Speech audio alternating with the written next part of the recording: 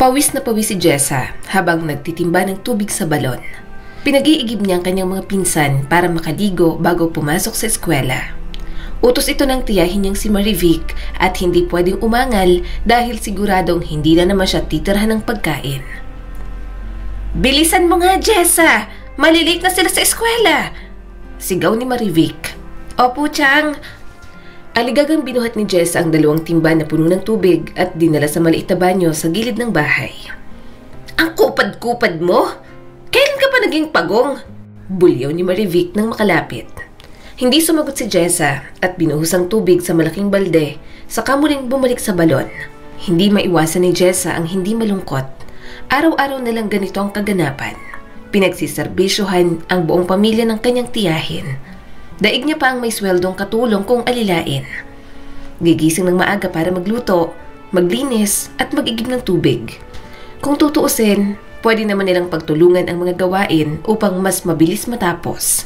Ngunit sadyang walang pakialam sa kanya ang mga taong ito.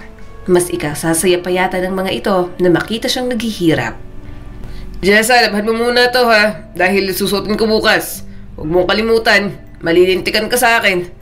Nilapag ni Emilio ang basket na naglalaman ng labahin saka umalis. Nanlumo si Jessa habang nakatingin sa basket. Sarili niyang kadugo ay inaapi siya imbes na ipagtanggol. Kapatid ng nanay niya si Emilio pero wala rin itong pakialam sa kanya.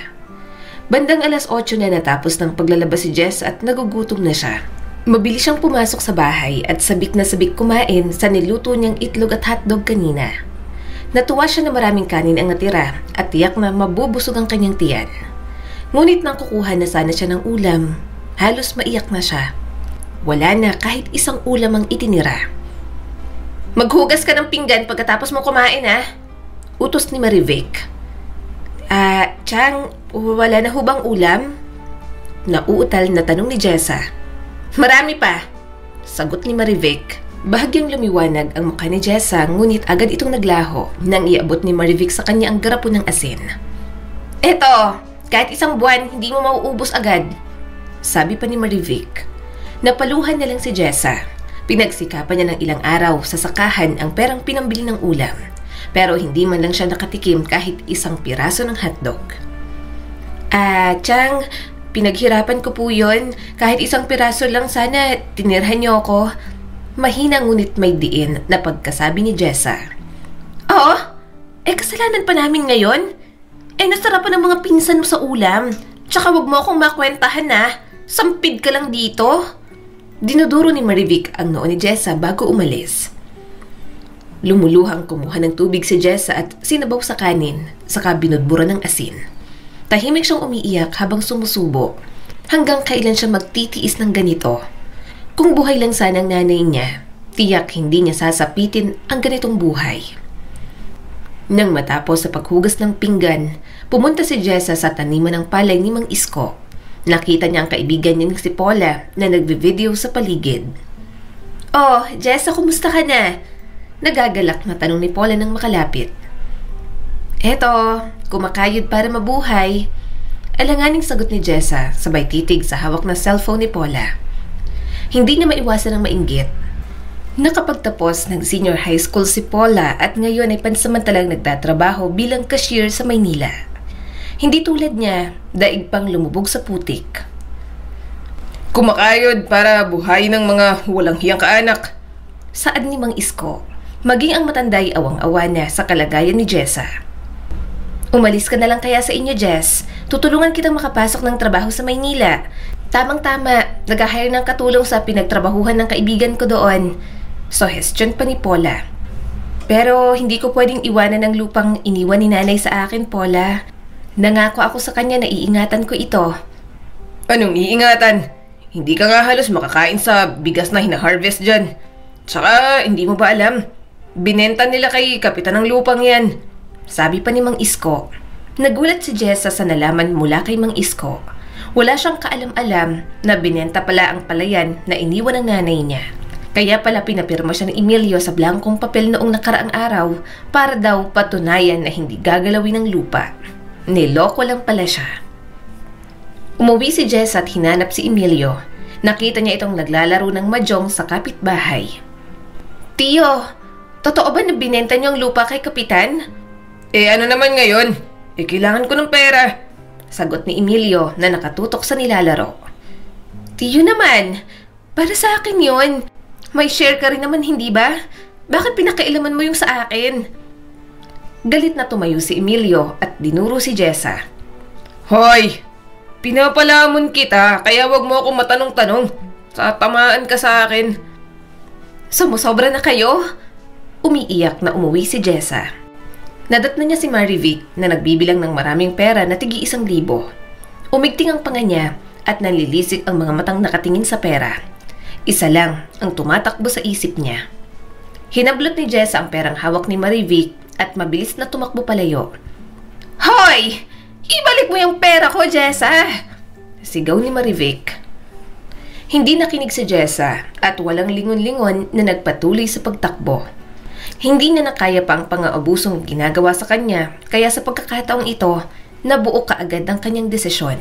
Hindi man nakuha lahat ng pera, ngunit sapat na ang hawak niya upang may pamasahe at pambili ng gamit. Nagpunta si Jessa sa bahay ni Paula upang magpatulong. Tama lang ang ginawa mo, Jess. Tsaka hindi sila kawalan sa'yo. Kayang-kaya mong buhayin ng sarili mo, sabi ni Paula. May araw din sila? Galit na sabi ni Jessa. Sumama si Jessa sa Maynila at hinatid ni Paula sa kaibigan nitong buntis. Aalis na kasi ang babae sa trabaho dahil malaki na ang tiyan at kailangan na ng papalit. Ikaw pala, Jessa. Ang ganda mo namang bata. Nakangiting papuri ng babae. Ako pala si Ajing. Pakilala pa nito. Salamat, Ate Ajing. Nakangiting sabi ni Jessa. Halika, ihaharap kita sa magiging amo mo. Naunang naglakad si Ajing, kaya sumunod si Jessa. Hindi niya mapigilan ng sarili na suyurin ng tingin ang napakalaking bahay na may 2 palapag. May mayayaman naman sa kanilang lugar, ngunit hindi ganito kalaki ang mga bahay. 2 lang sila dito, Jessa. Si Doña Imelda at ang apo niya. Sabi ni Ajing habang tinatahak ang pasilyo papunta sa mansyon. Ganun po ba? Bakit 2 lang sila? Natigilan si Jessa nang makitang imahe ng isang lalaki na nakatayo sa veranda sa itaas. Huwag mong titigan, mahinang saway ni Ajing at hinila ang braso ni Jessa. Ha? Bakit? Naguguluhan niyang tanong. Yun si Sir Jake, ang nag-iisang apo ni Doña Imelda. Ayaw na ayaw niyang tinititigan at marami siyang ayaw na dapat mong iwasan. Kaya mag-ingat ka sa mga galaw mo rito. Paalala ni Ajing. Bahagyang umusbong ang kaba sa dibdib ni Jessa sa mga sinasabi nito. Ngayon pa lang, natatakot na siyang magkamali sa trabaho. Pagkapasok sa mansyon, nakita ni Jessa ang matandang babae na nagbabasa ng magazine sa living area. Madam, eto na po ang bagong pasok na katulong, sabi ni Ajing nang makalapit sa matanda. Marahan na tiniklop ni Doña Imelda ang magazine at nilapag sa mesa saka nag-angat ng tingin kay Jessa. Magandang araw po, Doña Imelda. Kinakabahang pagbati ni Jessa. Anong pangalan mo? At ilang taon ka na? Mahinang tanong ng Donya. Jessa Burgos po ang pangalan ko at 20 anyos na po ako. Inabot ni Jessa sa matanda ang iilang papel na hawak niya. Birth certificate at biodata iyon. Ang bata mo pa pala. Hindi ka ba nag-aaral? Kuryosong tanong ng Donya. Hindi na po, simula nang namatay ang nanay ko. High school lang po ang natapos ko. Napansin ni Jess ang pag-alis ni Ajing, kaya mas lalo siyang nakaramdam ng kaba. Marunong ka bang magluto at sa gawaing bahay? Muling tanong ng Donya.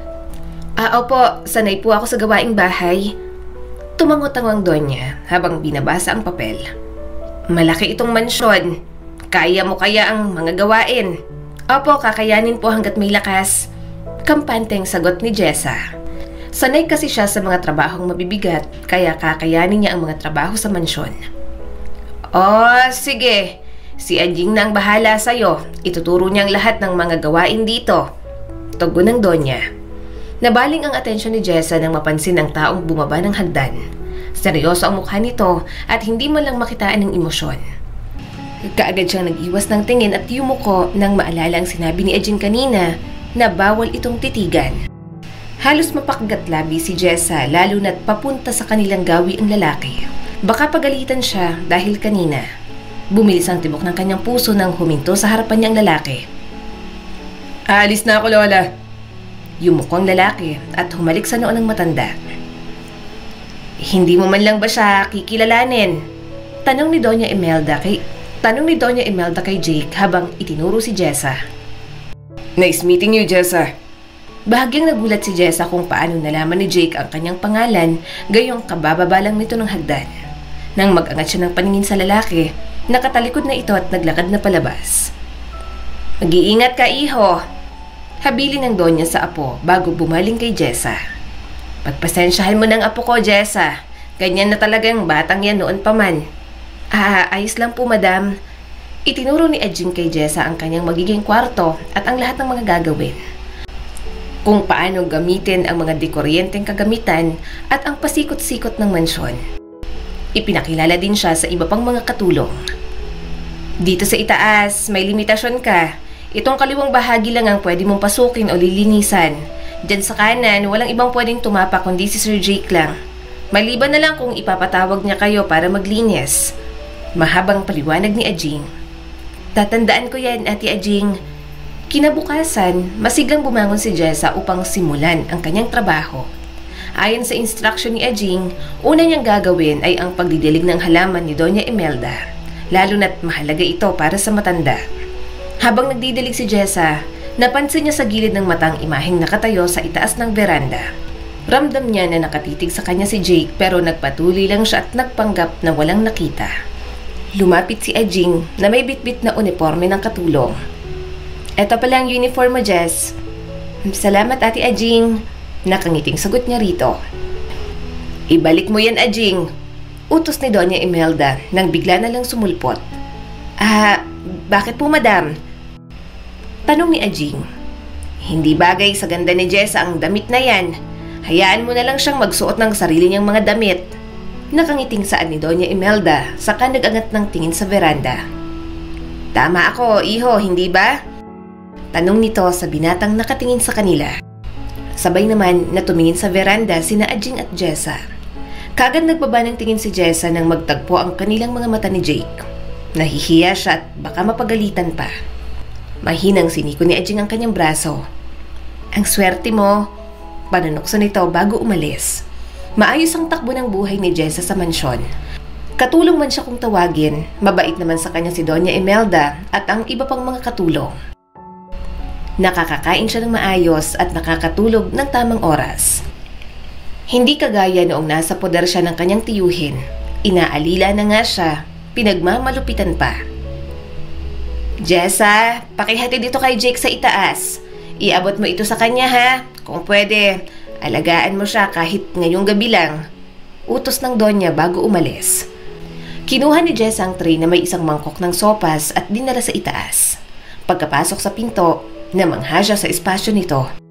May maliit na salas at may mini kitchen. Kaya pala minsan niya lang nakikita ang binata na kakain sa ibaba kasama ang matanda. Sir Jake? Walang sumagot kaya nilapag ni Jessa ang tray sa mesa at nagtungo sa kwarto saka kumatok ng 3 beses. Sir Jake, may pinahatid na sopa si Madam. Nasa mesa po. Halos 2 minutong naghintay si Jessa sa pagbukas ng pinto, ngunit hindi yun nangyari, kaya napagpasyahan niyang umalis. Kinakabahan si Jessa nang masandal siya sa likod ng pinto habang kinulong siya sa 2 braso ni Jake. Hindi mo ba alam na bawal pumasok dito nang hindi ko sinasabi? Langong tanong ng lalaki.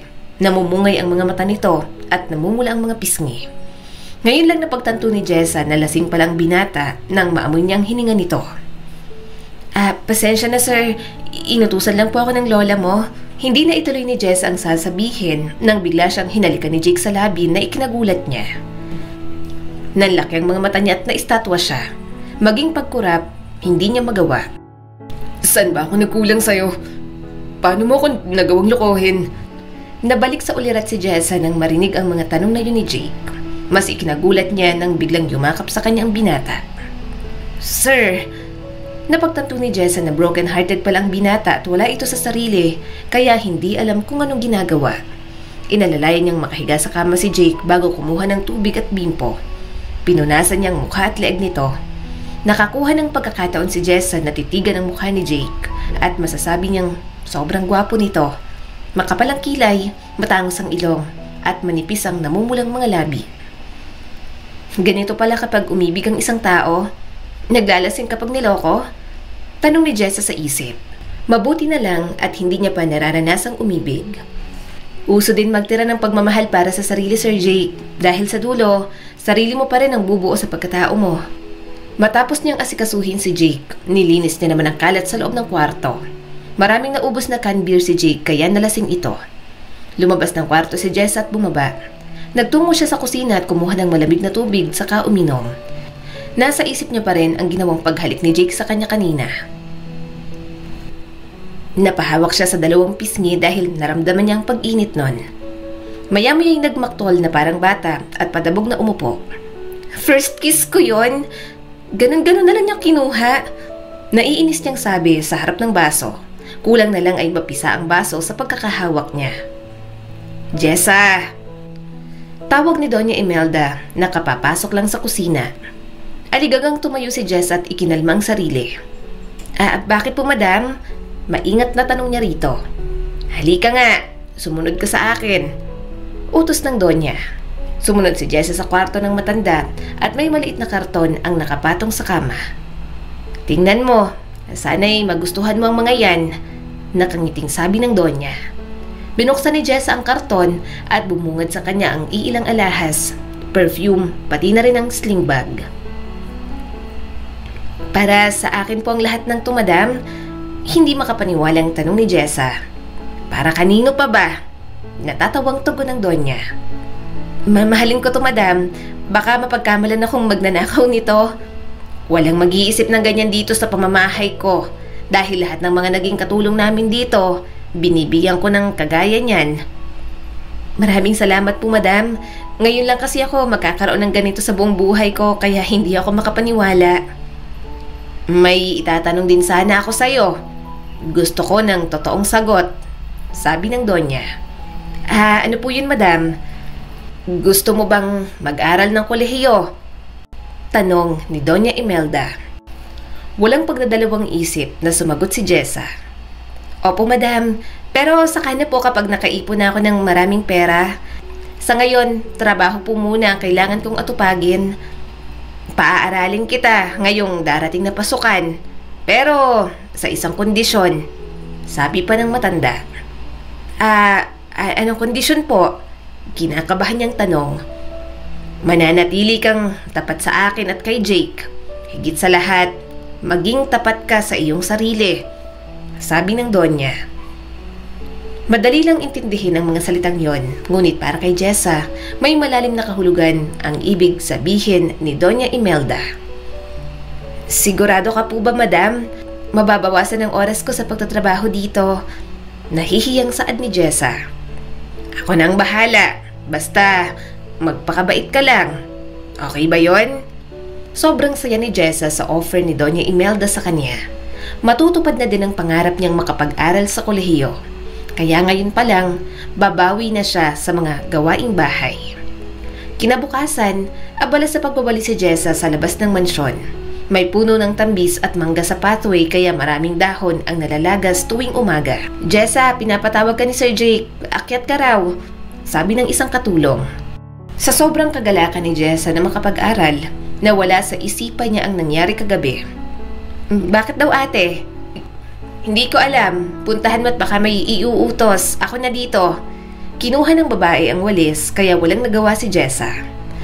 Nagpakawala siya ng malalim na hininga bago humakbang sa hagdan. Pagdating sa taas, nakabukas ang pinto at natanaw niya si Jake na nakaupo sa sofa habang nagkakape.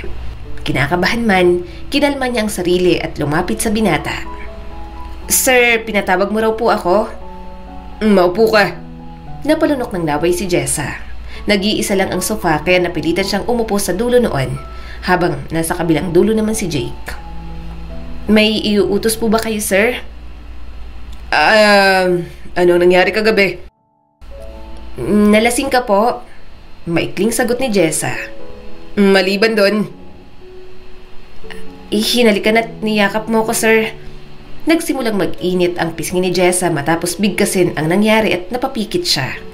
Kahit kailan, hindi siya marunong magsinungaling. Nilapag ni Jake ang tasa at pumihit sa gawin ni Jessa. Umusad ito hanggang sa magtabi silang dalawa.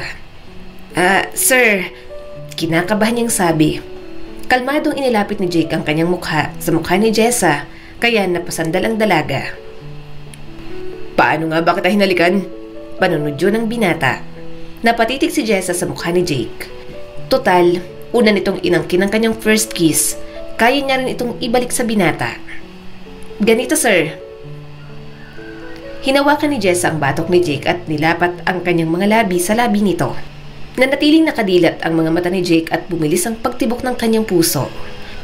Tila may kung anong nagliliparan sa kanyang tiyan na hindi maipaliwanag. Asus Mariosep! Wala akong nakita. Nakalimutan kong salamin. Parehong nagulat at sabay na lumingon sina Jessa at Jake sa pintuan. Nakatalikod ng matanda kaya mabilis na lumayo si Jake at kaagad namang tumayo si Jessa. Pareho silang nag-iwas ng tingin at hindi makapagsalita. Hindi ka ba marunong magsinungaling? Biglang tanong ni Jake. Masama ang magsinungaling. Yan ang laging paalala ni nanay sa akin noon. Hindi mo dapat ginawa yon. Binalik ko lang sa'yo ang kinuha mo sa akin kagabi. Sir, first kiss ko kaya yon, pero basta mo nalang kinuha. Huwag mong sabihin gagawin mo rin yan sa ibang tao. May halong pag-aalala na tanong ni Jake. Depende sir. Nakaramdam ng pagkainis si Jake sa diretsahang sagot ng dalaga. Ang hirap makapagtalo sa isang katulad mo. Lumabas ka na nga lang. Wala ka ng ibang kailangan sir? Hindi sumagot si Jake, bagkos dinampot ang kape kaya tumalikod na ang dalaga. Teka! Biglang sambit ni Jake. Napahinto at lumingon si Jessa. Bakit sir? Baka gusto mo rin isauli ang yakap ko. Napaisip naman si Jessa at maya-mayang ngumiti. Huwag na sir, remembrance na lang yon. Sayang ang amoy mo. Napatitig na lang si Jake sa likuran ni Jessa habang papalabas ang dalaga. Hindi niya akalain na may inosenteng babae pa pala sa panahon ngayon. Umiling siya at maya-may hinawakan ang kanyang labi. Malambot ang mga labi ni Jessa. Naalala niya na naman ang nangyari kagabi. Gusto niya lang sanang humingi ng sorry sa nangyari ngunit hindi niya inaasahan na mauulit pala iyon. Pagdating sa ibaba, mabilis na pumasok sa kwarto si Jessa at inuntog ang sarili sa kama. Nahihiya siya sa kanyang ginawa at parang gusto na lang niyang magpalamon sa lupa. Bakit mo kasi ginawa yun? Tanga? Sermon niya sa sarili. Hindi niya alam paano harapin si Doña Imelda na nakakita sa kanila kanina. Paano kung isipin ng matanda na inaabuso niya ang kabaitan nito? Paano kung tanggalin siya sa trabaho? Kinabukasan, inaasahan ni Jessa na pagagalitan siya ni Doña Imelda.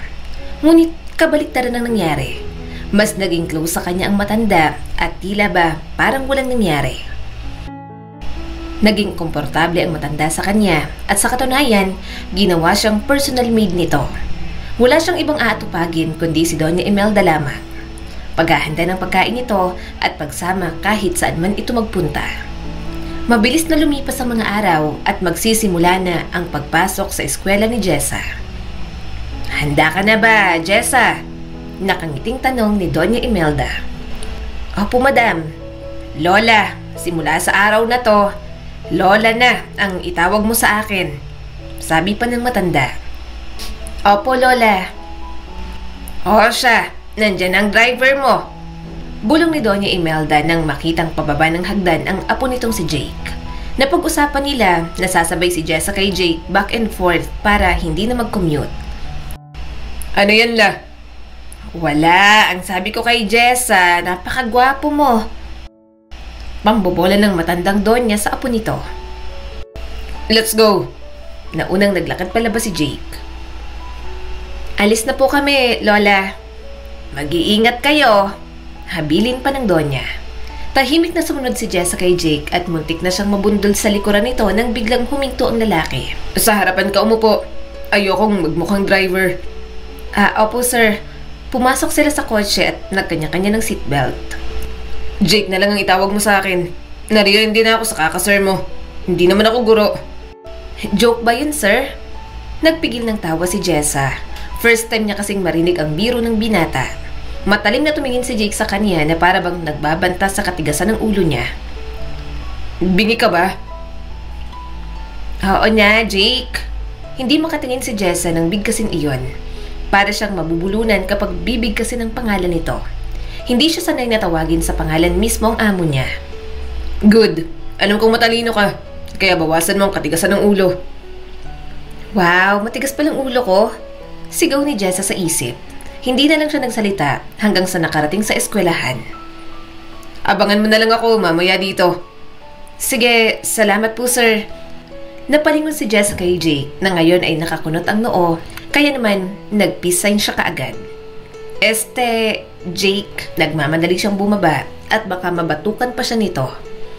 Umiiling na minamaniobra ni Jake ang sasakyan. Hindi niya alam kung maiinis ba siya sa dalaga. Pero hindi niya maitatanggi sa sarili ang saya kapag makikita si Jessa sa araw-araw. Minsan, natatagpuan niya na lang ang sarili na lihim na pinagmamasdan ang dalaga mula sa malayo kapag may ginagawa ito sa mansyon. Isang hapon, 4:30, naghihintay na si Jessa sa labas ng university. Nakakasabayan niya ang ibang estudyante na naghihintay ng sundo.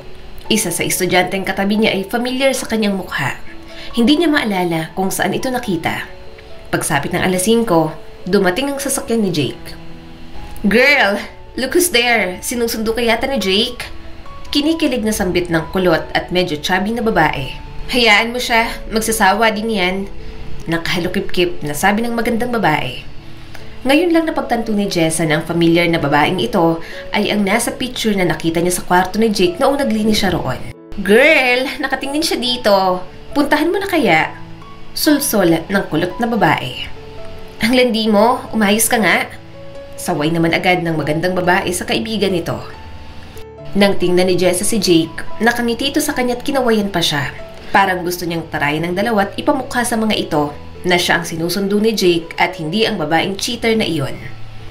Biglang bumuhos ang ulan, kaya nagsisi si Jessa kung bakit hindi agad siya tumayo. Mas inunan niya pang makinig sa usapan ng iba. Nakita niyang naglabas ng payong si Jake at bumaba ng sasakyan. Para bang katulad sa napanood niyang teleserye na sinusundo ng payong ang bidang babae. Finish na, Angel! Papunta na siya dito! Kinikilig na sambit ng kulot na babae.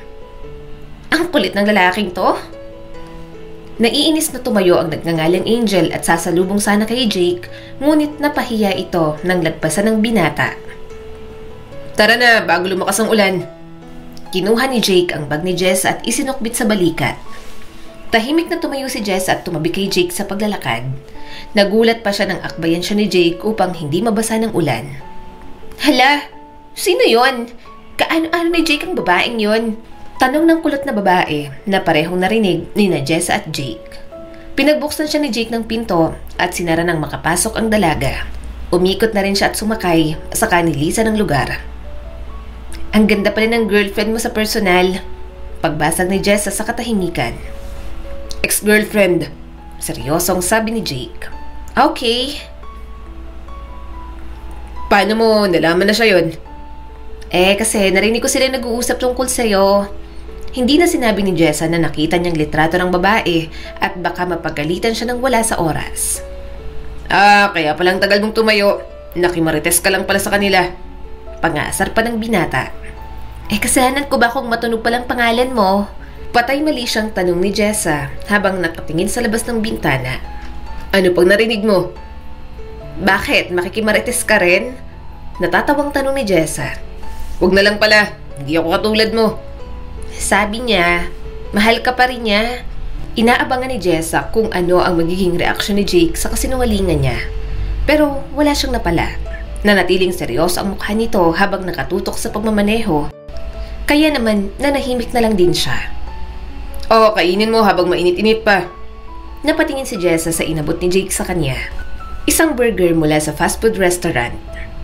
Para sa akin, paniniguro ni Jessa at baka pandinig niya lang iyon. Hindi, para sa tiyan mo. Pamimiloso po ni Jake. Napapusangot si Jessa bago tinanggap ang burger. Salamat sir. Pangasar niya sa binata at hindi nito nagustuhan ng narinig. Akin na nga yan. Ayaw mo yata. Uy, gusto ko. Jake kasi yon. Nabing ka lang. Araw-araw, hindi mawawala sa kanila ang bardagulan. Ang maiinis, talo. Naging kampante na rin sila sa isa't isa hanggang sa hindi na malaya ni Jessa ang nabuong nararamdaman sa kanyang puso. Isang taon ang lumipas, mas lalo silang naging malapit sa isa't isa. Labas-pasok na rin si Jessa sa kwarto ni Jake. "Jake, patulong naman oh!" Kanina pa kumakatok si Jessa sa pinto ng kwarto ng binata ngunit walang nagbubukas. Magpapatulong sana siyang gumawa ng report dahil pigang-piga ng utak niya lalo't wala sa kondisyon ng kanyang katawan. "Kuya!" Sigaw niya at saktong bumukas ang pinto. Ayun na naman ang malaing bird na kilay ni Jake kapag nakarinig ng salitang kuya. "Kalit mong babae pero napakaingay mo." Mahinang pinisil ni Jake ang ilong ni Jessa saka tumawa. "Ang tagal mo kasi magbukas ng pinto." Pagmamaktol pa ni Jessa. Pumasok sila sa kwarto at sinimulan ni Jake na gawin ang nasabing report. Pinaliwanag niya sa dalaga ang kahulugan ng mga isinulat niya. Ngunit nang lingunin niya ang kama, mahimbing na itong natutulog. Bumuntong hininga niyang itinigil ang ginagawa at lumapit kay Jessa. Tiningnan niya ang maamong mukha ng dalaga, saka matamis na ngumiti. Marami ang nagbago simula nung dumating sa buhay nila si Jessa at isa na roon ang kanyang nararamdaman. Kinabukasan, pinilit ni Jessa ang pumasok kahit masama ang pakiramdam. Kailangan niyang maipasa ang report dahil mahalaga ito sa grades niya. "Okay ka lang ba, Jessa?" Nag-aalalang tanong ni Doña Imelda. "Okay lang po ako, Lola. Huwag po kayong mag-alala." "Namumutla ka. Sigurado bang okay ka lang?" Segundang tanong naman ni Jake at mababakas din ang pag-aalala sa boses nito. "Oo naman. Tara na't baka maliit pa tayo." Pilit pinasidan ni Jess ang kanyang boses at katawan dahil ayaw niyang mabahala ang dalawa sa kanya. "Jake, kontakin mo palagi ang batang yan ha?" Habilin ng kanyang lola. Kahit busy sa opisina, naglaan ng oras si Jake na i-text si Jessa upang kumustahin. Ngunit nung hindi nag-reply ang dalaga, nagdesisyon siyang puntahan ito sa university. Paglabas niya ng elevator, sumalubong sa kanya si Angel. "Jake, pwede ba tayong mag-usap?" Tanong ng babae. "Not now, Angel. May kailangan akong puntahan." "Kailan mo ba ako bibigyan ng pagkakataon, Jake? Palagi ka nalang tumatanggi." Nagsimulang umiyak ang babae. Halos isang taon ang naghahabol sa kanya si Angel. Gusto nitong makipagbalikan ngunit hindi niya na ito pinapansin. "Bukas o sa makalawa na. Basta wag lang ngayon, okay?" "Gusto ko, ngayon na." Pamimilit ni Angel. "May importante akong lakad, Angel. Please lang, tigilan mo ako." Naiinis na sabi ni Jake. "Fine, ayaw mo makipag-usap sa akin. Sige, magpapakamatay ako." Pagbabanta ni Angel at tumakbo palabas. "Angel!" Mabilis na hinabol ni Jake ang babae at hinawakan ng braso saka hinila. Munti ka na itong masagi ng sasakyan. "Bitiwan mo ako! Umalis ka na!" Pagpupumiglas ni Angel. "Ano ba, Angel? Tumigil ka nga! Oo na, mag-uusap na tayo." Pinilit ikalma ni Jake ang sarili kahit sobrang galit na siya sa babae. Hindi niya ito pwedeng pabayaan dahil kargo ng konsensya niya kapag may nangyaring masama dito sa gitna ng kalsada. "Alam kong mahalaga ako sa iyo, Jake. Alam kong mahal mo pa rin ako." Umiiyak na yumakap si Angel kay Jake. Walang nagawa si Jake kundi ang sumama kay Angel sa isang restaurant para makapag-usap sila. Halos hindi humiwalay sa kanyang babae at laging nakapulupot sa braso niya. Naiirita na siya sa totoo lang. "Lilinawin ko lang sa'yo, Angel. Malinaw na sa akin ang lahat, Jake. Ikaw ang mahal ko at alam kong mahal mo pa rin ako. Kaya oo ang sagot ko sa alok mong kasal sa akin noon." Nakangiting inilabas ni Angel ang maliit na kahon at binuksan iyon. Ito ang singsing na hinanda ni Jake noon pero iniwan niya sa mesa dahil tumanggi si Angel sa proposal. "Angel, wake up! Matagal nang naglaho ang nararamdaman ko para sa'yo. Nagbago ng lahat. May iba na akong gusto." "Mahalin mo ulit ako, Jake. Pangako hindi na kita bibitiwan. Please?" Lumuhod si Angel sa harap ni Jake at nagmamakaawa. Kinuha pa nito ang singsing at sinuot sa daliri. "Eto na oh, suot ko na engagement ring natin. Pakakasalan na kita." "I'm sorry, Angel. Pero matagal na tayong tapos. Simula nung niloko mo ko, kinalimutan na rin kita." Tinalikuran ni Jake si Angel na nananatiling nakalahod. Pero huminto siya at nilingon ng babae. At wag mo na ulit gagamitin sa akin ang pagpapakamatay dahil hindi na kita pipigilan pa. Nagmamadaling bumalik sa sasakyan si Jake at tiningnan ng cellphone na naiwan niya kanina. Maraming missed calls mula kay Jessa kaya kaagad niyang pinatakbo ang kotse. Alas 5:30 na pero nagtungo pa rin siya sa university at baka naghihintay pa roon ang dalaga. Ngunit mag-aalas 6 na pagkarating niya roon. Wala nang estudyante sa labas at sabi ng gwardya, nagsiuwian na ang mga ito. Dumiretso sa mansion si Jake at pagkababa niya, kaagad hinanap ang dalaga. "Jake, bakit ikaw lang? Nasaan si Jessa?" Salubong na tanong ni Doña Imelda. Hindi pa nakauwi si Jessa, Lola. Akala ko nauna na siya. Nagkaaberya kasi ako sa daan. Hindi pa. Tawagan mo nga. Utos ng matanda habang nag-aalala. Nakailang beses na tinawagan ni Jake ang cellphone ni Jessa ngunit walang sumasagot. Nag-aalala na siya kaya mabilis siyang bumalik sa garahe at sumakay sa kotse. Halos pali pa rin niyang sasakyan upang marating agad ang university. Nagpatulong siya sa gwardya upang tingnan ang posibleng kinaroroonan ni Jessa. Huling pinuntahan ay ang locker room at doon natagpuan na walang malay si Jessa. "Jessa!" Sinubukang gisingin ni Jake ang dalaga ngunit hindi ito nagising kaya binuhat niya ito at dinala sa pinakamalapit na ospital. Nagising si Jessa alas 9 na ng gabi. Bumungad sa kanyang paningin si Jake na nakasubsob sa kanyang tabi habang hawak ang kanyang kamay. Napangiti siya at hinigpitan ng paghawak sa kamay nito dahilan sa pagkagising ng binata. "Bakit hindi ka nahiga sa sofa para makatulog ng maayos?" "Kumusta ang pakiramdam mo? Wala na bang masakit? Nag-aalala kami ni Lola para sa'yo." Bahagyang nakaramdam ng pagkahiya si Jessa. Lagi na lang itong nangyayari sa kanya tuwing may buwanang dalaw siya. Magkokulap siya sa sobrang pananakit ng puson at makakaramdam ng pagsusuka at pagkahilo. Mabuti na lang at kada 3 buwan lang itong nangyayari. Okay na ako. Pwede na akong umuwi." "Bukas na. Uubusin muna yung dextrose mo, sabi ng doktor. Tsaka wala ng office ngayon, kaya hindi tayo makadischarge." Tumango si Jessa at hindi na pumalag habang si Jake ay hawak pa rin ang kanyang kamay. "Pasensya na't naabala kita. Pinag-alala ko kayo ni Lola." "No, ako ang dapat mag-sorry. Hindi ko man lang inalam kung ano ang nararamdaman mo." "Kaya ko naman itago hanggat kaya ko eh." Bumangon si Jessa kaya inalalayan siya ni Jake upang makaupo. Naupo naman si Jake sa gilid ng kama. "Oo nga napakadamot mo." Pasaring ng binata. "Hindi ako madamot Sadyang hindi ka lang nanghingi." Ismid na sabi ni Jessa. Pwede na ba ako manghingi?" "Nang ano? Nang sakit?" Natatawa niyang tanong rito. "Nang pagmamahal." Seryosong sabi ni Jake. Nagtagpo ang kanilang mga mata nang mapagtanto na pareho na pala silang bumabanat. "Anong sinabi mo?" Parang nabingi na tanong ni Jessa. "Uulitin ko dahil bingi ka. Sabi ko, mahal kita." "Hindi ko marinig." Pagpapanggap ni Jessa sabay hawak sa tenga. Nilapit ni Jake ang kanyang mukha kay Jessa. "Mahal kita, Jess." Sa pagkakataon, seryoso ang mukha ng binata. Bingi na yata. Hindi na naituloy ni Jessa ang pang-aasar nang bigla siyang hinalikan ni Jake. "Aasarin mo pa ako. Hindi lang yan ang aabutin mo sa akin." Sa gusto kitang asarin." Natikom ang bibig ni Jessa nang masuyo siyang hinalikan ni Jake. Hindi niya na naituloy pa ang pang-aasar sa binata. "May gusto ka bang sabihin?" Hinaplos ni Jake ang pisngi ni Jessa habang nakatitig sa mga mata ng dalaga. "Mahal din kita, Jake."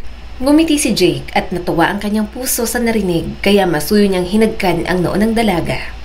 "At least ako, hindi bingi." Panunoksan ni Jake sa dalaga bago ito inalalayan na muling makaupo. "Ang tricky mo." Mahinang sinuntok ni Jessa ang dibdib ng binata. Natawa na lang si Jake bago niyakap si Jessa. Sa wakas, naamin din nila sa isa't isa ang matagal nang nakatagong nararamdaman. "Ipangako mo sa akin na hindi mo ko iiwan, Jessa.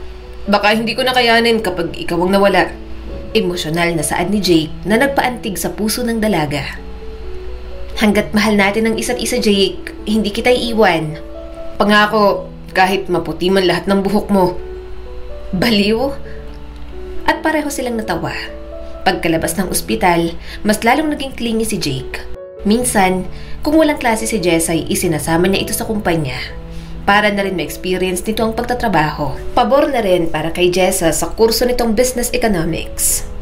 Isang araw, papasok ng university si Jessa nang tawagin siya ni Angel. Bakit? Anong kailangan mo? Hindi na ako magpapaligoy-ligoy pa. Gusto kong layuan mo si Jake. Maotoridad na utos ni Angel. Payak namang tumawa si Jessa. Sino ka para utusan ako? Ex-girlfriend ka lang naman niya. Kalmadong sagot ng dalaga. Oo, pero nagkabalikan na kami ni Jake at ang totoo niyan, magpapakasal na. Nakangiting itinaas ni Angel ang kaliwang kamay at ipinakitang engagement ring. Huwag ka na magsayang ng laway, Angel, dahil hindi mo ako mauuto. Akmang aalis na si Jessa, ngunit kaagad hinigit ni Angel ang kanyang braso. Totoo ang sinabi ko. Gusto mo ng pruweba? Matapang na binuksan ni Angel ang kanyang bag at nilabas ang mga litrato nilang dalawa ni Jake na magkasama doon sa restaurant. Maging ang pagyakap niya sa binata noong sinagip siya sa pagtatangkang magpakamatay. Ngayon mo sabihing inuuto kita. Halos mawala ng emosyon ang mukha ni Jessa habang isa-isang tinitingnan ang mga litrato. Nakasulat sa likod nito kung kailan yun nangyari.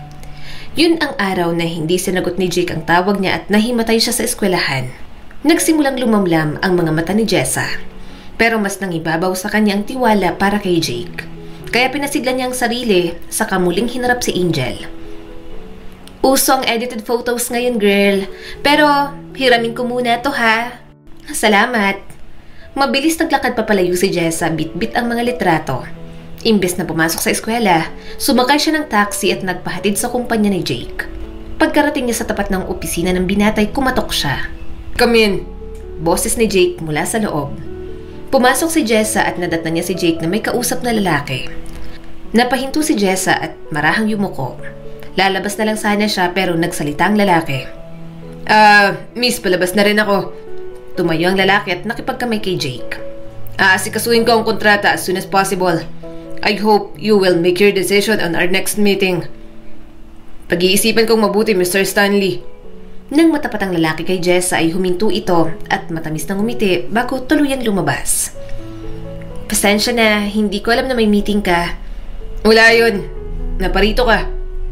Wala ka bang pasok? Lumapit si Jake at malambing na yumakap ng mahigpit kay Jessa. Miss na kita agad. Nandito ako kasi may gusto lang akong alamin mula sa'yo. Pansin ni Jake ang panlalamig ng dalaga dahil hindi ito gumanti ng yakap. Kumala siya at tinitigan ang mukha ni Jessa. Ano yun? Sino ang kasama mo nung araw na hinimatay ako sa locker room? Seryosong tanong ni Jessa. Si Angel. Bakit mo naman naitanong yan? So, totoo na nagkabalikan kayo nung araw na yon? Marahang tanong ni Jessa. Hindi. Saan mo naman napulot ang balitang yan? Bahagya pang natawa ang binata. Kung ganon, bakit kayo magkasama? Kaya pala hindi mo sinasagot ang mga tawag ko. Kaya pala gabi mo na akong hinanap. Inabot ni Jessa ang hawak niyang mga litrato na bahagyang ikinagulat ni Jake. Hindi mo naman ako iiwan dahil lang dito, diba? Nag-aalalang tanong ng binata. Hindi na ako pupunta dito at hindi mo na ako makikita sa bahay kung pinaniwalaan ko agad yan. Nagpunta ako rito para marinig ang paliwanag mo. Emosyonal na ngumiti si Jake. Nagpapasalamat siya at hindi makitid ang pangunawa ng babaeng mahal niya. I'm glad to hear that, babe. Pinahid ni Jake gamit ang hinalaki ang tumulong luha sa pisngi ni Jessa at inakay ito paupo sa sofa. Maaga akong umalis ng opisina noon para puntahan ka nung hindi ka nagre-reply sa mga text ko. Pero hinarang ako ni Angel sa baba at nag-attempt siyang magpakamatay kung hindi ako makikipag-usap sa kanya. Hindi ko alam bakit may mga kuhang litrato. Nanatiling tahimik si Jessa at nakatingin lang sa kung saan. Magsalita ka naman. Hindi ako sanay na ganyan ka. Malambing na wika ni Jake habang nakahawak sa dalawang kamay ng dalaga. Bakit may pagyakap? Hindi makatingin na tanong ng dalaga. Halatang nagsiselos. Yan yung hinila ko siya para hindi masagasaan. Tsaka yung singsing, siya lang ang nagsuot niya at hindi naman ako. Tumatango-tango si Jessa bago tumayo. Saan ka pupunta? Aalis na. Tapos ng pakay ko rito. Seryosong sabi ni Jessa. Akmang tatalikod ng dalaga pero naagapan ng binata ang kanyang kamay at hinatak pa upo sa kandungan nito sa kaniyaka. Galit ka ba? Hindi. Bakit aalis ka agad? Baka naabala na kita. Kahit sino, hindi pwedeng umabala sa akin. Maliban sa'yo. Bulong ni Jake sa tenga ni Jessa na nagpatindig sa balahibo ng dalaga. Talaga? Tara sa restroom mo. Malanding sabi ni Jessa. Bakit? Haabalahin pa kita lalo. Nangaakit na bulong nito, saka mapanuksong umiti. Deal! Sinakyan naman ni Jake ang kalokohan ni Jessa, kaya binuhat niya ito na parang bagong kasal at naglakad patungo sa restroom. Hoy! Nagbibiro lang ako! Tili ng dalaga at parang bata na gustong kumawala. Hindi nakinig si Jake at tuluyang pumasok sa restroom at hiniga sa maliit na bed ang dalaga. Nahiya si Jessa, kaya tinakpan niyang mukha gamit ang kanyang palad na agad namang inalis ni Jake. Sa susunod, nahahamunin mo ako. Siguraduhin mong handa ka na dahil hindi na ako magpipigil pa. Mahinang pinitik ni Jake ang noo ng dalaga. Oo na, hindi na mauulit. Good. Masuyong hinagka ni Jake ang noo ng dalaga bago hinila pabangon sa kaniyakap ng mahigpit. Iingatan ko ang puri mo hanggang sa araw na kasal natin. Makalipas ang halos kalahating oras na pananatili ay nagpaalam din si Jessa na umalis. Sakto naman na may conference meeting pa si Jake. Sa conference room, nagtipon-tipon ang mga board members para sa pagpupulong, ngunit hindi inaasahan ni Jake na ito ang araw na ikinakabahala niya. Jake, kailan mo naman balak pakasalan ng anak kong si Angel? Biglang tanong ni Mr. Dalfon matapos ang agenda. Ngumingiti ito habang naghihintay ng sagot. Pwede po bang sa opisina ko na lang tayo mag-usap? Tugon ni Jake sa lalaki. Hindi na kailangan. Dito na lang. Gusto ko rin kasi na masaksihan ng lahat at i-anunsyo rin sa kanilang malaking event na to na magaganap soon. Kampanteng saad ni Mr. Dalfon at isa-isang ngumiti ang mga Kampanteng saad ni Mr. Dalfon at isa-isang ngumiti ang mga tao roon. Bumuga ng malalim na hininga si Jake at niluwagan ang kanyang necktie. Wala na siyang pagpipilian pa kundi magsalita sa harap ng marami. Mr. Dalfon, alam kong alam mo na matagal na kaming hiwalay ng anak mo. Kaya walang kasal na magaganap. Agad na palis sa mukha ng lalaki ang ngiti at napalitan ng galit. Tumayo ito at sinuntok ang lamesa na ikinatahimik ng lahat. Ganyan ka ba kay responsable matapos mong mag-propose sa anak ko? Sigaw ng lalaki. Hindi ako nag-propose sa anak mo, Mr. Dalfon. Anong kalokohan to, Jake? Biglang pumasok si Angel at ipinakita sa lahat ang singsing sa kanyang daliri, pati na rin ang mga litrato nila. Napahawak sa noo si Jake sa sakit ng ulo na dulot ni Angel. Buong akala niya ay titigilan na siya nito. Ikaw lang mismo ang nagsuot ng singsing na yan, Angel. Huwag mo na akong idamay. Umugong ang kaliwat ka ng bulungan ng mga naroon na ikinahiya ng babae. Pinapalabas mo ba na nag-iilusyon lang ang anak ko? Galit na tanong ni Mr. Dalfon. Niloko ako ng anak mo, Mr. Dalfon. Ako mismo ang nakahuli sa kanya na lumalandi sa ibang lalaki. Inaasahan mong mamahalin ko pa rin siya. Hindi ako tanga.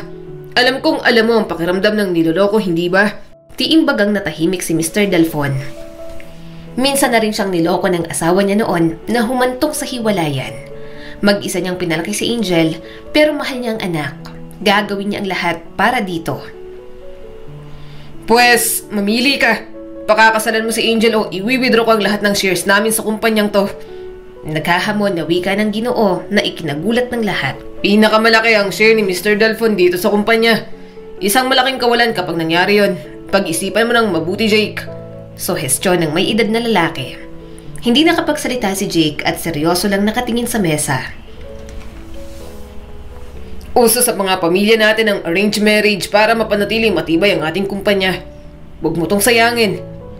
Lumabas si Mr. Dalfon kasamang anak. Marami ang sumang-ayon kay Dalfon at lahat sila kinumbinsi si Jake na magpakasal. Bigyan niyo ako ng sapat na panahon. Maayos din ang lahat at sisiguraduhin kong hindi babagsak ang kumpanya. Umuwing pagod si Jake at laylay ang balikat. Naabutan niya si Jessa sa kanyang mini kitchen na nagluluto. Lumapit siya sa dalaga at niyakap ito mula sa likuran. Kahit papaano, naibsan ang kanyang pagod. Malapit na itong maluto. Sabay na tayo kumain. Tumango lang si Jake kaya humarap si Jessa at pinilit ngumiti. Mukhang wala na akong laban sa pagkakataong to. Bakit? Anong ibig mong sabihin? Nagtatakang tanong ni Jake. Nalaman ni Jessa ang problema ng kumpanya dahil sa mga chats ni Angel sa kanya. Dugot pawis ng mga magulang mo ang puhunan para mabuo ang kumpanya. Hindi mo naman hahayang basta lang itong babagsak, hindi ba? Kung ang pagpapakasal mo kay Angel ang magsasalba. Kaagad tinakpan ni Jake ang kanyang bibig. Lalaban ako. Lalaban tayo. Walang kasal na magaganap at hindi babagsak ang kumpanya. Sisiguraduhin ko yan. Sorry na kayo kong paumanhin ng dalaga. Ikaw na lang ang natitira kong lakas. Pero pati ba naman ikaw, sumusuko na? Sorry. Niyakap ni Jess ang binata at paulit-ulit na humingi ng tawad. Isang linggo ang nakalipas, buo ang naging desisyon ni Jake na hindi magpapakasal kay Angel. Kaya naman, tinotoo din ni Mr. Dalphon ang pag-withdraw ng shares sa kumpanya. Labis na ikinabahala ng board members ang nangyari at sinisisi nila si Jake at nagbabanta na i-withdraw din nila ang kanilang mga shares. Ngunit may sariling paraan si Jake upang hindi bumagsak ang kumpanya. 50% ng shares ko ay i-invest ko sa LE company. Maaari mong basahin ang nakasaad sa kontrata bago ka pumirma. Inabot ni Mr. Stanley ang dalawang maninipis na notebook. Binuklat ni Jake ang kontrata at walang pag-aalinlangan na pinirmahan iyon. Sandali lang, hindi mo man lang ba babasahin? Tanong ni Mr. Stanley. No need na, sabi naman ni Jake.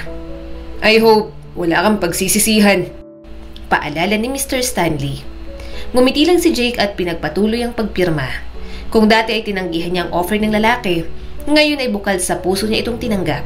Lalo na't nalaman niyang isang successful businessman si Mr. Stanley sa New York at California. Kaya hindi siya nababahala sa pag-alis ni Mr. Dalphon sa kumpanya. Maraming salamat sa pagtitiwala sa amin, Mr. Stanley. Nakipagkamay si Jake sa lalaki. Looking forward for a good cooperation, Mr. Santillan. Wika naman ito bago umalis. Masayang-masaya si Jake at Jessa sa magandang balita. Hindi na mapipilitan pang magpakasal si Jake kay Angel. November 1, death anniversary ng nanay ni Jessa kaya nagpaalam siya kay Jake na umuwi sa kanilang probinsya. Pero busy si Jake kaya driver lang ang kasama niyang umuwi sa kanila. Pinadiretso ni Jessa ang sasakyan sa sementeryo.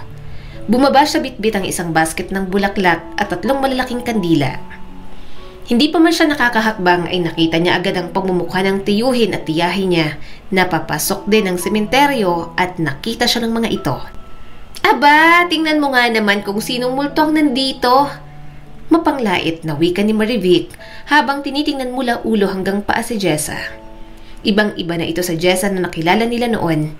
Maganda ang damit, sapatos at bag, maging ang mga alahas na suot, halatang mamahalin. Higit sa lahat ay di kotse na. Ikaw ba yan, Jessa? Sasakyan mo yan? Hindi makapaniwalang tanong ni Emilio. Naniniwala ka naman na sa kanyang kotse na yan? Alam mo namang magnanakaw ang babaeng yan. Maliban alam kong natatrabaho sa bar ang babaeng yan at binentang sarili para pagkakitaan.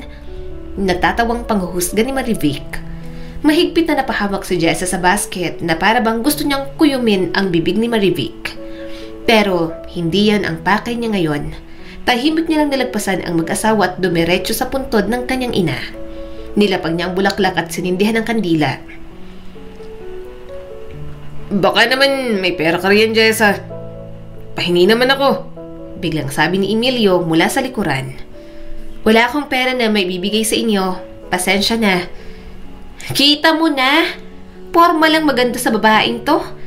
Siguro kuripot ang matandang ng bingwit sa'yo sa bar. Panguuyam ni Marivic at tumawa ng malakas. Pwede na yung kwintas mo. Malaki ng benta niyan. Sabi naman ni Emilio. Mabilis tinabig ni Jess ang kamay nito nang akmang hahawakan ng kwintas niya. Hindi pa rin kayo nagbabago? Asal hayop pa rin kayo? Tumakbo ng mabilis si Jessa hanggang makarating sa sasakyan. Agad niyang inutusan ng driver na lisanin ang lugar at bumalik sa Maynila. Gabi na nang makarating sa mansyon at dumiretso si Jessa sa itaas upang makita si Jake. Agad siyang yumakap sa binata nang makita ito. Kumusta ang lakad mo? Ayos lang. Namiss lang kita. Pagsisinungaling ni Jessa. Ikaw talaga, parang isang araw lang. Ginalo ni Jake ang buhok ng dalaga at mahinang pinisilang pisngi nito. Maliligo muna ako. Hintayin mo ako rito, okay? Tumango si Jessa at naupo sa kama habang sinundan ng tingin ng binata na pumasok sa banyo. Bumuntong hininga siya at pabagsak na humiga. Napansin niyang puti at manipis na notebook sa side table. Ito ang kontrata na pinirmahan ni Jake. Binuklat ni Jessa at nagulat siya sa kanyang nabasa. Nakasaad dito na mapupunta sa may malaking share ang posisyon bilang CEO at ang ikinagulat niya ay ang nabasa sa likurang bahagi. Hinintay ni Jessa na lumabas si Jake sa banyo. Maya-maya'y lumabas ang binata na nagkaputing roba at nagpunas ng buhok. Nakita nito ang hawak niya. Binasa mo? Anong nabasa mo? Hindi man lang makitaan ni Jessa ng pag-aalala ang mukha ng nobyo at tila masaya pa nga ito. Natutuwa ka? Of course. Napasinghap si Jessa at kaagad nagtubig ang mga mata. Bakit naiiyak ka? Nag-aalalang lumapit si Jake ngunit umatras si Jessa. Jake, bakit ganun? Wala naman to kung pinagkaiba sa gustong mangyari ni Mr. Delfon. Sana nagpakasal ka na lang kay Angel. Mas matatanggap ko pa. Lugi ka pa nga rito kasi hindi na mapupunta sa yung rights ng CEO. Tuluyang naglandas ang mga luha ni Jessa kaya mabilis na kinuha ni Jake ang kontrata. Napanganga si Jake sa kanyang mga nabasa at baka sa mukha ang matinding galit, takot at kaba. Babe, hindi ko alam. Hindi mo alam o wala kang pagpipilian? No, hindi totoo yan, babe. Sa bagay, malaki ang nagastos niyo sa akin at wala rin akong pamilyang mauuwian. Kaya ba, ibibenta mo na rin ako? Panahon na siguro para bayaran ko ang naging utang na loob ko sa inyo. Parang nanigas si Jake sa kinatatayuan niya. Gusto niyang lapitan at yakapin si Jessa ngunit hindi niya maigalaw ang katawan. Hindi niya alam kung paano ipaliliwanag kay Jessa ang lahat dahil sa padalos-dalos niyang desisyon. Jessa! Tinabig ni Jessa ang kamay ni Jake at lumabas sa kwarto na yon. Sinabunutan ni Jake ang sariling buhok. Sobrang galit ang nangibabaw ngayon sa puso niya. Galit siya sa sarili kung bakit naging tanga siya. Galit siya kung bakit hindi muna binasa ang kontrata bago pumirma. Hindi niya matanggap na kusa pala niyang ibinigay sa ibang lalaki ang pinakamamahal niyang babae. Nagbihis siya at pagkatapos bumaba na. Kailangan niyang makausap ng maayos si Jessa. Padabog na isinara ni Jessa ang pinto at sumandal. Doon ibinuhos niya ang lahat ng luha. Narinig niyang pagkatok at pagtawag ni Jake sa labas pero hindi niya ito pinagbuksan ng pinto. Umiyak siya ng umiyak hanggang sa nakatulog. Kinabukasan, nagising siyang namumugto ang mga mata. Muli ay lumandas ang kanyang mga luha nang maalala ang nangyari kagabi. Blanko na ang kanyang pag-iisip sa mga bagay-bagay kaya kinuha niya ang maleta sa cabinet at sinimulang mag-impake. Wala nang masihigit pa sa sakit na nararamdaman niya ngayon.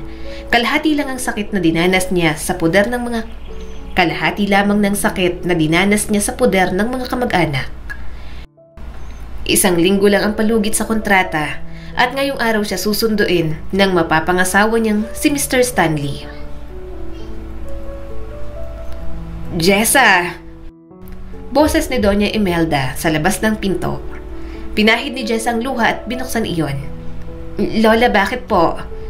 Alam ko ang nangyayari. Nag-aalalang wika ng matanda. Lola, yumakap si Jessa sa Doña at impit na umiyak. Patawad kung nangyari ito, apo. Hinagod ni Doña Imelda ang likod ni Jessa upang patahanin ang dalaga. Salamat sa lahat, Lola. Mag-iingat ka palagi, ha? Nasa labas na ang sundo mo, sabi ng matanda. Kumawala si Jessa at pinahid ang luha sa kapilit ng umiti. Kinuha niya ang maleta at hinila palabas ng kwarto. Nadatna nila sa labas ng mansyon na nag-uusap si Jake at si Oliver Stanley. Kunin mo ang kontratang yan dahil hindi mo makukuha sa akin si Jessa. Binato ni Jake kay Stanley ang kinayumos na kontrata. Hindi laruan ang napagkasunduan natin, Jake. Pinalalahanan din kita na basahin mo muna ang nakasulat sa kontrata bago pumirma. Pero kampante kang pumirma agad-agad. Sagot naman ni Stanley. Hindi nakasagot si Jake at sa galit niya ay inambahan ng suntok si Oliver. Tama na, Jake! Natatarantang lumapit si Jake kay Jessa nang makita ang dalang maleta. Jess, hindi ka alis. Nangako ka sa akin na hindi mo ako iiwan, diba? Desperadong saad ni Jake at nagsimulang umiyak.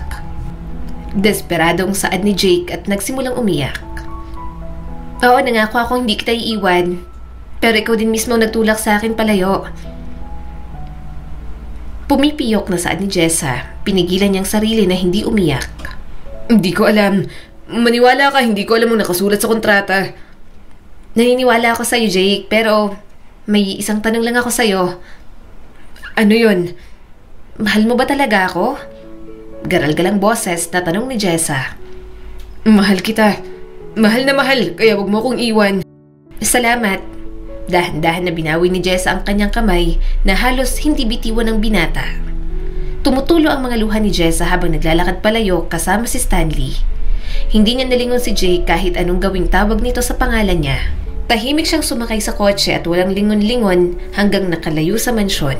Parang piniga ang kanyang puso sa sakit kaya hindi na napigilan ng paghagulgol. Do you really love him? Maya-maya'y tanong na Stanley. Hindi sumagot si Jessa, bagkos ay pinunasan ng luha at nakatutok lang sa tanawin sa labas ng bintana. Huwag kang mag-alala, Jessa. Hihigitan ko siya. Ibibigay ko sa'yo lahat ng luho na kailangan mo. Kahit ilang milyon pang hingin mo, ibibigay ko. Muling saad ni Stanley. Grabe talaga kayong mayayaman, no? Pera-pera na lang ang galawan. Pero salamat, hindi ko kailangan yan. Kahit sino ay nangangailangan ng pera, Jessa. Pero bakit ikaw? Walang alinlangan na tumanggi sa grasya. Tanong sarkasmo na tanong ni Stanley. Dahil hindi ako mukhang pera, tsaka hindi mo ako kilala kaya wala kang karapatang husgahan ng pagkatao ko. Kilala kita, Jessa. Lumaki ka sa hirap. Iniwan kayo ng tatay mo at namatay kalaunan ng nanay mo. May kamag-anak ka nga pero alila naman ang turing sa'yo. Mabilis na napalingon si Jessa kay Stanley at nanlaki ang mga mata sa gulat. Kung bakit alam nito ang talambuhay niya. Paano mo nalaman ang tungkol sa pagkatao ko? Imbis na sumagot, ngumiti lang si Stanley habang nakatutok sa daan. Pangarap mong makaahon sa buhay at balikan ng mga taong nangaapi sa'yo, hindi ba? Sino ka ba talaga? Tanong ni Jessa. Ako si Oliver Stanley. Pilosopo? Tinawanan lang siya ni Stanley. Dinala si Jessa sa isang napakagandang villa. Ngunit kahit gaano kagandang lugar at tanawin, hindi niya ito magawang purihin. Mas nangingibabaw ang lungkot sa kanyang puso. Nilapag sa harap ni Jessa ang cheque na nagkakahalaga ng 10 milyon at isang kahon ng alahas. This is all for you. And don't worry, mananatili kay Jake ang kanyang posisyon. Basta dumalo siya sa kasal natin bilang best man. Hindi ko kailangan ng yaman mo. Si Jake lang ang kailangan ko at wala ng iba. Nanlilisik ang mga mata ni Jessa na nakatitig kay Oliver. Halos manginig ang kanyang katawan sa sobrang galit. Hindi pa sapat na pinaglayo silang dalawa. Gusto pa nitong torturein ang kanyang nobyo sa pamamagitan ng pag-attend sa kasal. Chillax, ang puso mo. Natatawang awat ni Stanley na tila nasiyahan sa reaksyon ni Jessa. Pumikit ang dalaga at bumuga ng malalim na hininga. Pilit niyang ikinakalma ang sarili dahil sa paninikip ng dibdib. Sa'yo na yaman mo, Mr. Stanley, dahil hindi ko yan pakikinabangan. Pagkatapos ng kasal, marami akong paraan para wakasan ang buhay ko at wala kang magagawa. Isang mapait na ngiti ang iginawad ni Jessa sa lalaki na ngayon ay sumeryoso ng mukha. Ngayon, alam ko na kung bakit baliw na baliw sa'yo si Jake. Kahanga-hangang taglay mong katangian. Karapat dapat kang mahalin at ingatan dahil bihira lang ang katulad mo. Nakangiting papuri sa kanya ni Stanley.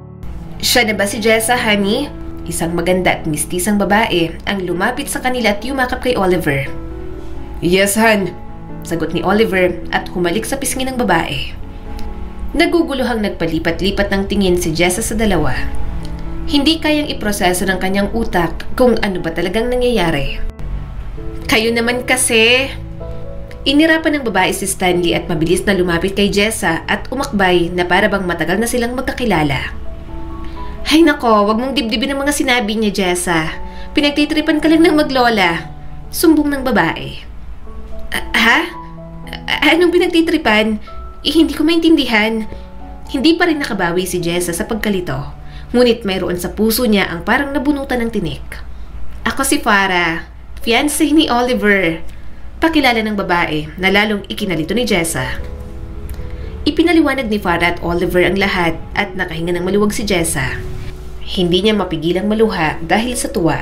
Si Oliver Stanley ay apo ni Doña Imelda sa namayapang anak na babae. Lumaki si Oliver sa New York at nung tinawagan siya ng kanyang lola ay kaagad niyang pinagbigyan ang matanda. Humingi ng pabor si Doña Imelda na tulungan si Jake sa kumpanya dahil alam nito ang kinakaharap na problema ng apo. Ngunit dinaan nila sa pagsubok ang dalawa upang subukin ang katatagan ng kanilang pagmamahalan. Grabe namang pagsubok, halos gusto ko nang tumalon sa sasakyan kanina. Lumuluhang ngunit nakangusong maktol ni Jessa, parang bata na naisa ng kapwa bata. Alam mo, Insan, sobrang boring ng love life kung walang pagsubok. At least napatunayan din namin na talagang mahal mo si Jake at hindi mo siya kayang ipagpalit sa milyones. Paliwanag ni Oliver na para bang sobra na nilang close at tinawag na insa ng future sister-in-law. Mahabang buntong hininga ang pinakawalan ni Jessa bago ngumiti. Masaya din siya para sa sarili at napatunayan niya na hindi pera ang habol niya sa pamilya ni Jake. Nagpaalam si Jessa na umuwi dahil labi siyang nag-aalala kay Jake. Dumiretso siya sa opisina ngunit hindi raw pumasok si Jake ayon sa sekretarya. Kaya pagka-uwi sa mansyon, dumiretso sa itaas si Jessa at nadatnan niya na sobrang kalat ng mga gamit. Para bang dinaanan ng bagyo. Nakaawang ang pinto sa kwarto ni Jake, kaya dahan-dahang pumasok si Jessa. Naroon ito, nakaupo sa sahig at nakasandal sa kama habang tinutungga ang bote ng alak. Iwan mo na ako, La. Gusto ko mapag-isa. Langong sabi ng binata na nakapikit. Tahimik na lumapit si Jess at lumuhod, saka kinuha ang bote ng alak na hawak nito. Dahan-dahan niyang inilapat ang palad sa bagang ng binata at hinaplos ng hindalaki ang pisngi nito. Nagmulat ng mga mata si Jake at kaagad na yumakap sa kanya nang makita siya. Ang dami mo nang nainom. Sobrang kalat pa ng kwarto mo. Nagbalik ka. Mas lalong hinigpitan ni Jake ang pagkakayakap na halos ayaw bumitaw.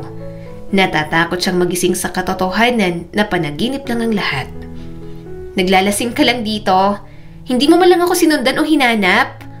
Nagtatampong sabi ni Jessa nang nakangiti. Nagbalik sa katinuan si Jake nang maalala ang kanyang plano. Bumitaw siya sa dalaga at tumayo. Hinawakan niya ang pulsuhan ni Jessa.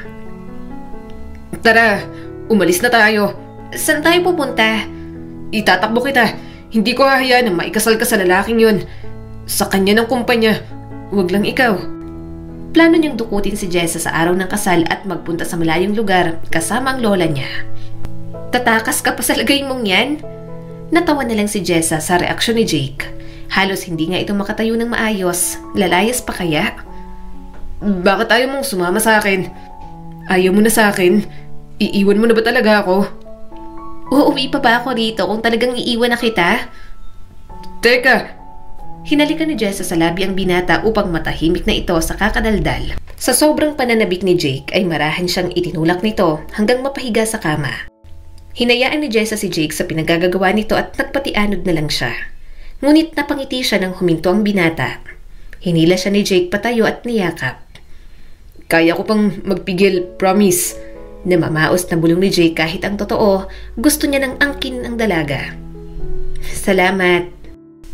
Magpakasal na tayo at baka hindi na talaga ako makapagpigil pa. Napahagikik naman si Jessa. Oo na. Formal na ipinakilala ni Doña Imelda kay Jake ang isang apo na si Oliver. Humingi naman ng tawad si Oliver kay Jake at Jessa sa ginawa nilang pananakot na paghihiwalay ng dalawa. Masaya silang magkakasama lalo na't malapit na ang pagsapit ng Pasko. Hindi nagtagal nakagraduate sa college si Jessa bilang cum laude. At sa araw na yon, nag-propose ng kasal si Jake sa kanya. Walang paglagyan ng saya sa kanilang mga puso. Hindi kaagad nagpakasal ang dalawa dahil nais maranasan ni Jessa ang sariling pagsusumikap. Nagtrabaho siya sa kumpanya ni Jake hanggang sa napatunayan na kaya niyang mamuhay ng individual at kumita ng sariling pera. Umuwi sa probinsya si Jessa at sa pagkakataong yon, kasama niya na si Jake. Nakipagharap siya sa kanyang kaanak at kapitan ng kanilang lugar upang makiusap na bilhin ang lupang binenta noon ng kanyang tiyuhin. Illegal ang pagbenta nila sa lupang yon, kaya sana pumayag kang bawiin ko mula sa inyong lupa na iniwan sa akin ni nanay. Huwag kayong mag-alala dahil ibabalik ko ang pera nyo. Ang mahalaga ay mabawi ko yon. Isa ito sa goal ni Jessa noon, bawiin ang lupang kinuha sa kanya. Pwede silang kasuhan sa kanilang ginawa at dawit ka ron, kapitan. Natakot ang kapitan at wala itong nagawa kundi sundin ang kagustuhan ni Jessa. Binili rin ni Jessa ang mismong lupa ni Emilio na binenta rin sa kapitan noon. Jessa, patawad kung naging malupit kami sa iyo noon. Nakayo kong paghingi ng tawad ni Marivic. Patawad kung hindi kita tinrato ng mabuti ng Jessa. Nagsisisi na ako. Saad naman ni Emilio na hindi makatingin sa dalaga.